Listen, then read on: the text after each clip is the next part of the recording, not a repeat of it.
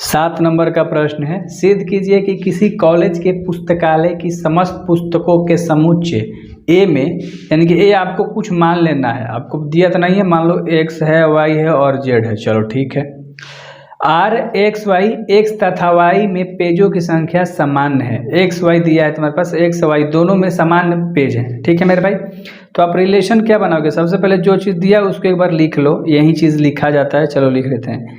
X और Y है, ठीक है, एक्स तथा वाई में पेजों की संख्या समान है, पेजों की संख्या समान है, ठीक है मेरे भाई। इतना हम लोगों ने अच्छे तरीके से लिख लिया, समान है। तो इसका आप रोस्टर फॉर्म में कैसे लिखोगे, एक्स तथा वाई में पेजों की संख्या समान है, यानी एक्स एक्स हो सकता है, ठीक है। ऐसे दो ओबिल बना के समझा दूं, देखो कह रहा है कि एक्स वाई जेड है, एक्स वाई जेड है, एक्स का संबंध एक्स से भी हो सकता है, लिख दिया।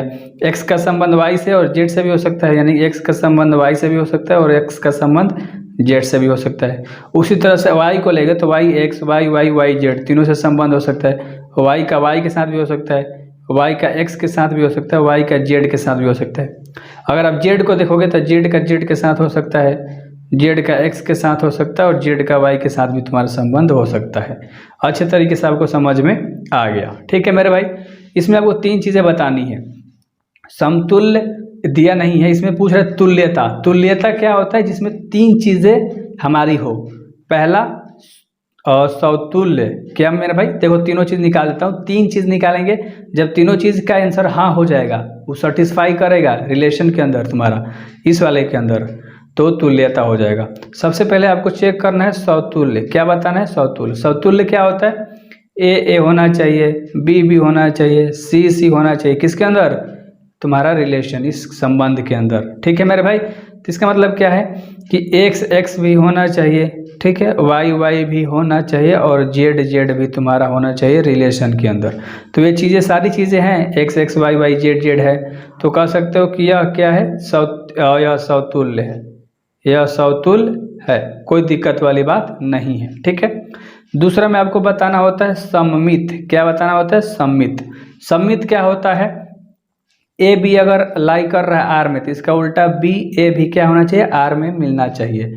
यानी कि अगर तुम एक्स और वाई लिए हो मेरे भाई, आर के अंदर है, ठीक है, ये समझाने के लिए लिख रखा था, तो तुम्हारा वाई एक्स भी क्या होना चाहिए, आर के अंदर होना चाहिए। तो तुम ध्यान से देखोगे तो एक्स वाई है, ठीक है, वाई एक्स भी है, दोनों चीज़ें अवेलेबल है, तो यह सममित है, ठीक है मेरे भाई। क्या है, यह सममित है, कोई दिक्कत वाली बात नहीं है।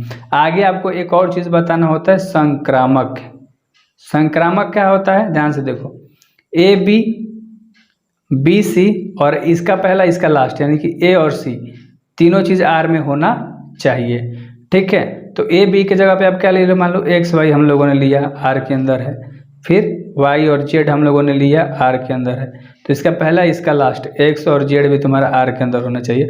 और तुम ध्यान से देखोगे तो तीनों चीज़ें तुम्हारे इस रिलेशन के अंदर हैं, इस रिलेशन के अंदर है मेरे भाई, ठीक है। तो हम कह सकते हैं कि यह भी क्या है, यह संक्रामक है, ठीक है, संक्रामक है। अब ध्यान से देखो, जब तीनों चीज़ें आ गई, समतुल्य भी आ गई, सममित भी आ गया, संक्रामक भी, तीनों चीज़ें हैं, सही में है, तो कह सकते हैं कि यह क्या है, तुल्यता है, ठीक है। देखो ऐसे लिखो कि समतुल्य, ठीक है मेरे भाई, समतुल्य, सममित और संक्रामक, ठीक है, संबंध में है, ठीक है, यानी कि रिलेशन में है, आर में है, लिख सकते हो, संबंध यानी कि आर में है, तो यह तुल्यता है, ठीक है। तुल्यता ही आपको बताना था, यह तुल्यता